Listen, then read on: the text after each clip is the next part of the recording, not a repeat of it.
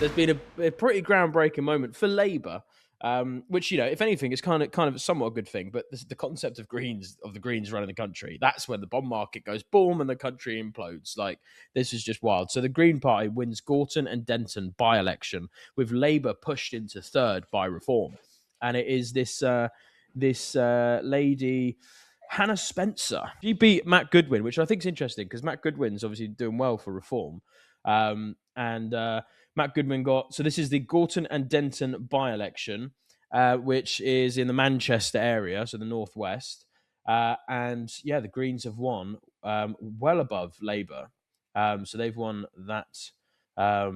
That local constituents, which is interesting, and won it by 41%. Matt Goodwin at 29%, Labour then at 26%, and Conservatives 2%, and is pretty much irrelevant from there on out. But this is one of the big worries. This is one of the big concerns, and I don't say this politically, and I just want to reaffirm that I couldn't give a single shit about left, right. That whole spectrum to me is just completely irrelevant. The only spectrum that matters is what's good for the country and what's not good for the country on a common sense and meritocratic basis. That is all that matters. I don't give a shit about right, right, far left policy. None of it means anything. It's all being politically charged by the elites to make us squabble and fight over absolute nonsense. All there is common sense. And now let's play the clip of Hannah Spencer as to why the Greens are just so far gone. I mean, Labour's already far gone, but the Greens, Zach Polanski, this whole party is a scary concept to be in power, very scary concept to be in power. So here is a short video of Hannah Spencer at her inauguration speech. Let's hear what she's got to say. We do. Except things have changed a lot over the last few decades, because working hard used to get you something. It got you a house, a nice life, holidays. It got you somewhere. But now, working hard, what does that get you? Because talk to anyone here and they will tell you. The people who work hard but can't put food on the table, can't get their kids' school uniforms, can't put their heating on, can't live off the pension they worked hard to save for, can't even begin to dream about ever having a holiday, ever. Because life has changed. Instead of working for a nice life, we're working to line the pockets of billionaires. We are being bled dry. And I don't think it's extreme or radical to think working hard should get you a nice life. That is a lot of unpacking. But let's start with the first bit. The first bit is yes, it is hard. Life is hard. Always has been very, very, very hard. It's always been much harder than it is today. So let's just make sure that's clear. Life is a hell of a lot easier today than it ever has been. But yes, life is difficult. Life is, it's meant to be hard. Like, nature wasn't put here to go, here's the cosmos, the universe, all these things that can kill you, tigers that can eat you, viruses that can kill you, all these things. But we really want you to have a good time. Like, that's not how the world is. The world wasn't built to appease us. It's here, and it's a difficult place. It's a meritocratic place. That's how it should be. It should be a free market where you work hard for your stripes. And absolutely, I agree with her that in that vein, there are hardworking people who are disenfranchised by the state and by the banking system and by the central elites. I don't disagree with that. The pointing the blame at the billionaires, so i.e. the most productive people in society, pointing the blame at them instead of the power vectors and those faculties that control this system through government and legislation, that's a huge, huge error. Like, that's a massive error, and it's a complete misunderstanding of how the world actually works, because Elon Musk is not disenfranchising people. He is empowering, enabling the human species and taking us to new frontiers.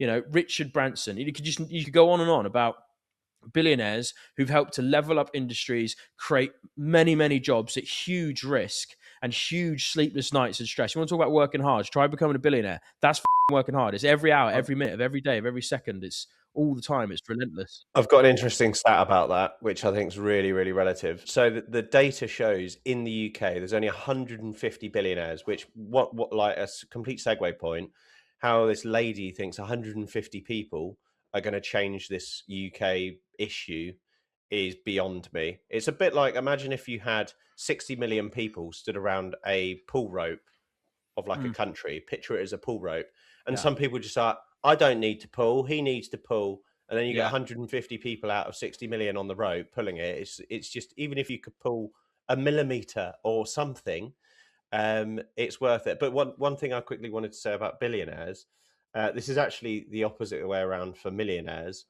But the stats show that 70% of billionaires in the UK, so that's probably about 100 out of the 150 within reason. I know we might get some keyboard warriors there questioning my maths, are self-made.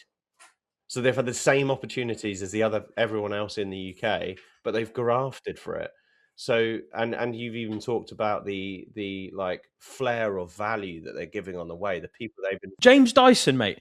James Dyson. The man was in a shed for 10 years building permutation after permutation after permutation after permutation of a Hoover, and then got it right. And then and you go read James Dyson's book and Richard Branson's book, and these people go and actually, this is the thing to these people, like, and unfortunately it's a lot of young people as well that support the Greens because they're the ones who've been disenfranchised. But and I completely agree that it should be solved. But the solution that they're trying to advocate for, more state power, communist and socialist ideals, that the billionaires, that the people who've done well should be giving back to other people for free when they already pay so much in taxes. It's already so unfair for uber rich people. In terms of, just, if you want a fair and equal society, surely taxes should be proportionate. The issue is that government is half the size of the economy, and the private sector is subsidizing that whole thing. And now you want more of the very thing that sucks the lifeblood out of the private sector. It is the private sector being enabled and cut the chains and the taxes and cut the legislation and the bullshit from the top down, from the power vectors. There's power vectors and central elites who control policy, who want power. They want to control people. And then you've got people who are out there who just want to build stuff and progress humanity, progress goods and services and businesses. Those become the billionaires. And sometimes, yes, they do go a bit rogue and they might collude with power vectors to try and create monopolies within sectors. And yes, that's bad, but it's the power people that allow that to happen because they're getting the revolving door and the backhandlers. So we want smaller power vectors. We want smaller state, because then the proceeds and the profits of those billionaires and everything they build will trickle down, and everyone gets paid more. Everyone's got better lives, got better goods and services, and cut the banking ability and the governments to be able to just print money to pay for their deficits, to pay for this overbloated public sector. That is the core problem, and it's why young people feel disenfranchised. It's got all to do with billionaires being greedy. Everyone's greedy. Everyone wants more money. Everyone wants more and more and more all the time. That's not an issue in society. The issue is distorting the free market. And that's what the Greens are advocating for, and they just don't get it.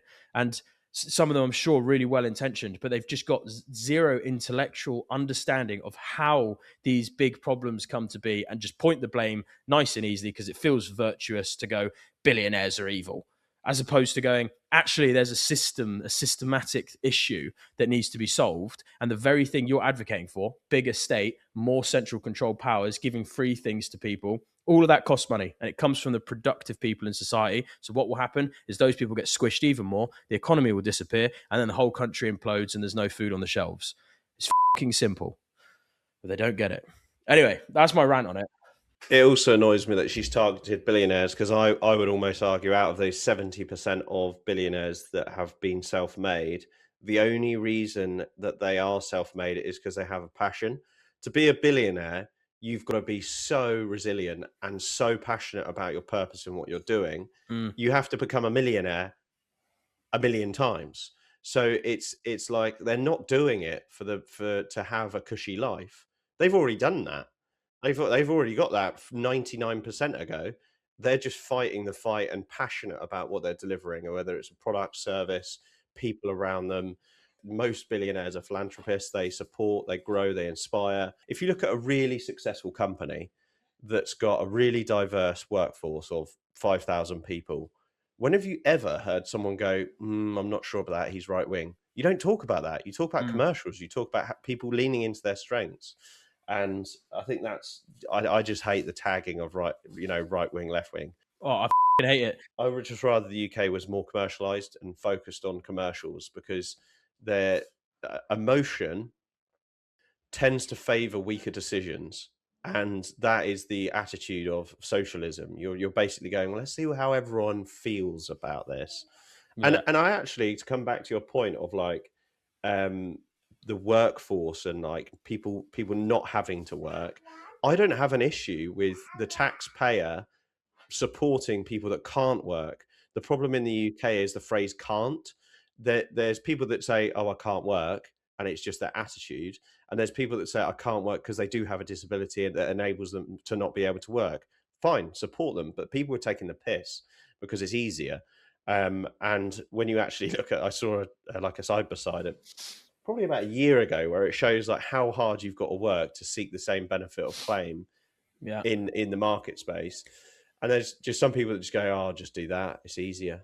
It's wild, mate. Like this Green Party entitlement mentality, but like from the top to use the virtue of it to then completely manipulate the younger generation into thinking that, you know, Zach Polanski and what he's saying, and just a whole load of just these super leftist socialists around the world just saying, we'll give you loads of free stuff. We'll just give you it all. You get everything. Just vote for us. Put me in power because I really want power, but I'll give you loads of shit for free. And it's like, no, you won't. Like, just again, to double down on that point, just for anyone listening who maybe doesn't fully understand how the economics of that works, the public sector, anything that's given for free to the user, like the NHS, it's not free. None of it is free. It might be free at the point of transaction, but the whole thing, everything in the public sector is supported by the private sector. Now, what does that mean? It's the businesses that work for profit because they need to survive, and they need to so they can pay taxes that support this massive over bloated public sector. And in the same time of just paying for that, they're having to dance around all the legislations and all of the inefficiencies that this public sector morass creates. So these people, we should be so grateful for the billionaires and the millionaires. We should be clapping them down the aisle, rolling out the red carpet, because that is the mentality shift that's needed in the UK. Because it's those people that grow society and make lives better and provide more jobs and make good, pragmatic, commercially minded decisions and fight against the public sector morass to make sure that the economy can prosper and that people's lives are better. This concept from the Greens and the lefts that the public sector is going to solve anything, it never ever has. And any time we've tried to, it's ended up in either mass genocides like communism has caused, hundreds and hundreds of millions of people dead, because when people get desperate, then you get fractionalized extremism on both sides, and then there's wars over it and civil wars and prosecution and racism, and all this stuff really does start to come out because people are desperate. We just don't need that.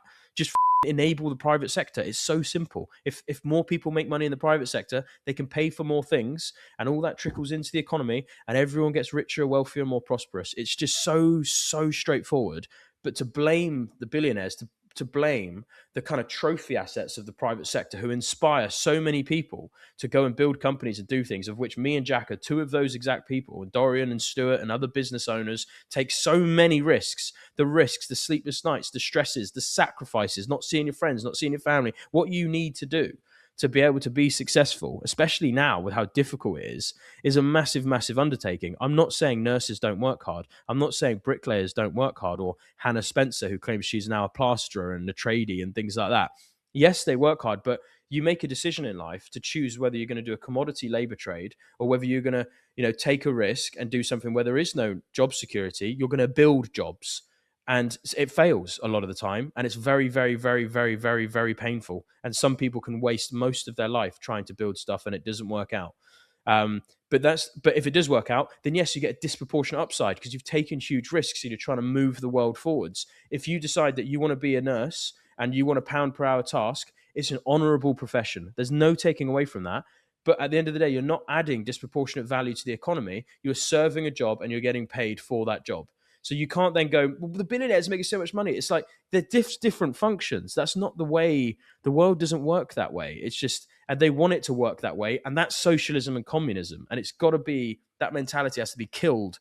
Like in, not the people, right? Let's just be clear. The mentality has to be killed in the UK because we've lost who we were. We were the adventurers, the people that built the world and exported the judiciary and companies and all these great things we've done, and now you just got these armies of people that want shit for free and are entitled, and it's sad to see. It's sad to see. I think calling them armies is a little bit generous.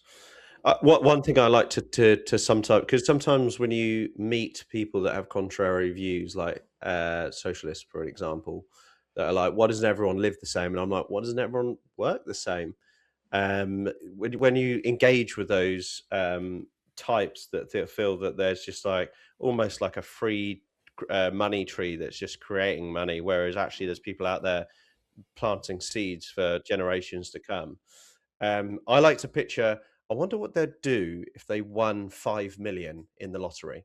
So if you look at like something, Dyson, for an example, he'll probably invest it into his business, probably give it away to charity in all fairness, because he'd probably feel that he's already secure and doesn't need to do anything with it. Give it back to where it came from, because he's like, actually, the lottery is actually technically a donating charity. And then if you compare it to the people that are like, why should we work? Everything needs to be spread. They'd probably buy a house for themselves, selfish, pay off their mum's mortgage, selfish, and then almost run out of money at some point within the next few years and actually be back in a position where they're not secure or supporting the country. So I'm just massively commercialized on this. The stats favour that, don't they? About the amount of lottery winners who go back to being bankrupt or broke or just the way they work because they don't know how to spend money. Like they don't know how to. Capital allocation is a huge intellectual pursuit. To know how to allocate capital, get a good return rate on it. It takes years and years of mastery. Like it's just not comparable to being a bricklayer or to being a nurse and things like that. And again, it's not to put down those professions. They're a necessity in society until we have robots and things like that, which is another conversation.